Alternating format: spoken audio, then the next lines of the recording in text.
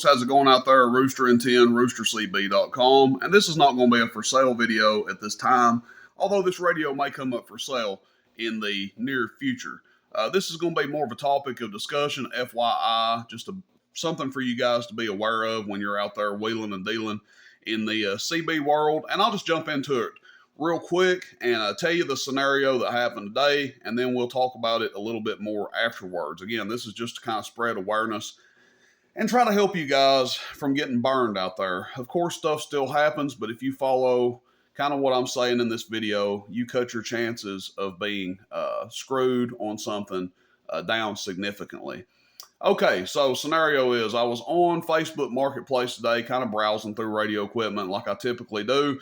A lot of times buying stuff I can make a little bit of money on, or just buying stuff that I think is cool that'll be neat to do videos on the channel and keep money moving in the hobby. A lot of times I buy stuff that I don't even need just because I like buying and dealing with people. And who knows, you make a connection with somebody, you buy $500 worth of amps from them, and then they turn around and buy $1,000 worth of radios from you later down the road. So it's always good to branch out and to do business with folks. But I found a radio very similar to this one, exactly like this one, maybe not quite as nice, but a very nice Cobra 87 GTL, which is one of my favorite AM-only base station radios. Very good radios for the money, and a well-kept secret in the radio business, if you want to know my opinion on it. A guy in South Carolina had one. I can't remember what his name was. Last name was Horton, I believe. And he had one for sale, so I click on it, and I think, wow, that's actually a pretty good price. He wanted $80 for it. And in the description, he said, local pickup preferred. I think he said local pickup preferred. He may not have said that, but he said, we'll ship under the right circumstances. So automatically, I thought, well, the right circumstances. Okay. So I message him. Now think, he's asking $80 for this thing. I offer him, I said, hey man, I'll take that radio if you will ship it for $115 and accept PayPal. Or I'll give you $115 shipped if you accept PayPal. Well, he's in South Carolina. I'm in East Tennessee. Knowing what I know about shipping, if he prints his own label, it's going to cost him about $15 to ship it through UPS. If he takes it to a UPS store, it's probably going to cost him about $25. Okay, so 80 plus 25 would be 105. And then I'm giving him an extra $10 to cover the fee. Now the fee on $80 is $3 or so, $3.50 maybe at the most. So the $10 is more than enough to cover the deal that we're doing here. But he responded and said, nope, I'm only going to take PayPal if you send friends and family. Now, I'm not saying this guy was a scammer, but he was offered a more than fair price for the radio, considering what he was asking. Obviously, after it's been tuned up and gone through, if I was going to resell it, it's going to be more than that. But for kind of a pig and a poke radio you don't know anything about, that's probably stock or probably going to need some work, $80 plus what I was offering, an extra, extra $35, more than fair price, in my opinion. But he wouldn't do it. He didn't want to deal with PayPal unless you send it friends and family, which to me is kind of a red flag, okay? I'm on both sides of this. I buy and I sell a lot. And to me, it's only right if you're using PayPal and you want to pay with goods and services. As a buyer, you need to go ahead and pay for that PayPal fee, because what you're getting with that 3.5% or 4% fee, you're getting protection if that buyer decides not to ship your item, or he decides to send you a box of rocks instead of a radio, or whatever. If it gets damaged in shipping, let's say he was a legit seller and he actually ships the radio, but it gets damaged in shipping, and he's like, well, I'm not paying for that. I packed it good and it still got damaged. That's something you'll run into a lot. And if you pay with PayPal friends and family, you have no protection. Okay, I've covered this before, but again, this kind of happened today, so I figured I'd bring it up and do a video on it. I know that it was only a $100 radio, $115 radio, but the flip side of that is, if he is dishonest, if he is a scammer, you think, well, why would somebody scam somebody out of $100? Well, if he does that 5 times in a row, he just made $500 in a day. I don't know many of us that, would turn down $500 a day. I know I sure would. I sure wouldn't. That's a good day to me. If you can make $500 and $500 in the clear, I'd take that every day.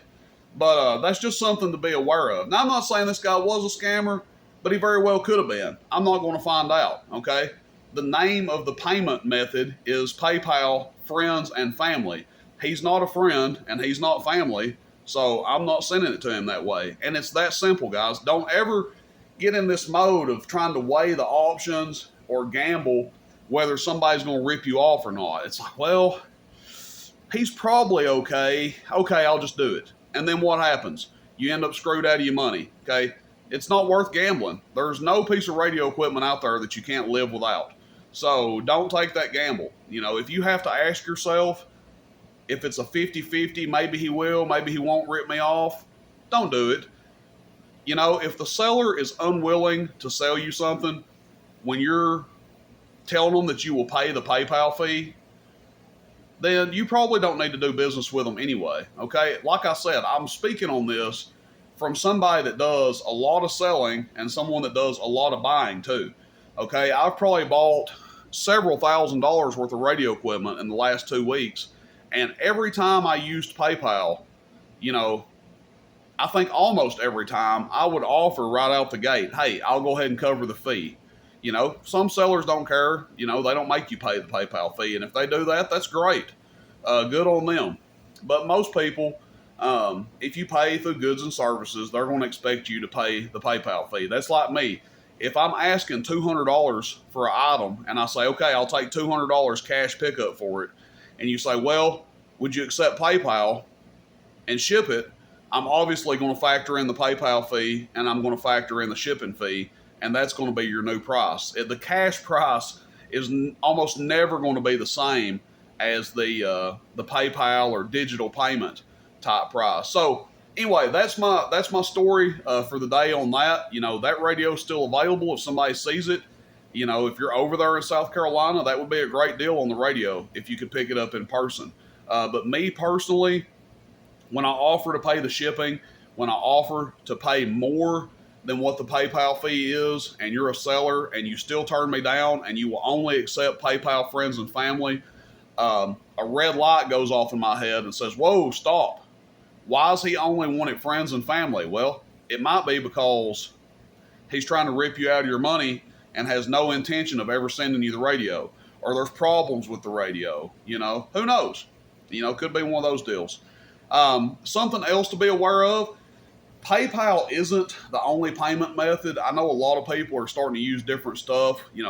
Cash App, Zelle, Venmo, Walmart to Walmart was really popular. I've heard they've put some restrictions on that now, to where if you go to send money and you tell them that you're sending it to a stranger, that you're buying something, that they won't let you do it. That's what I've heard, okay?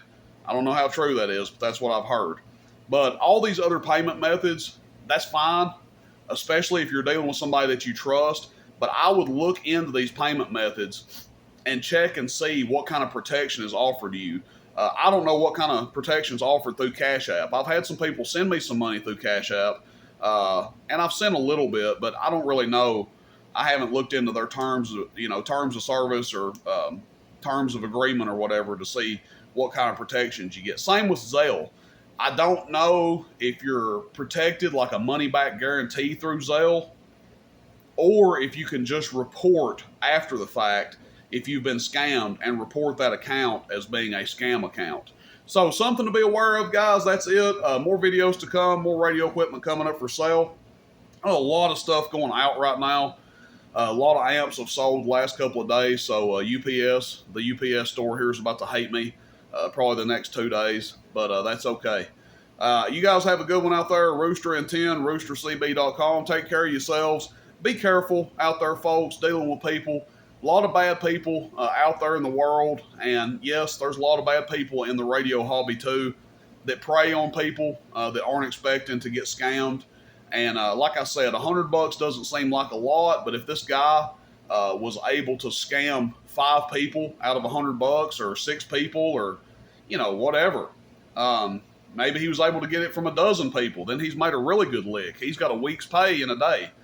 Just something to think about. All right, Rooster and 10, roostercb.com. See you guys. Bye-bye-bye.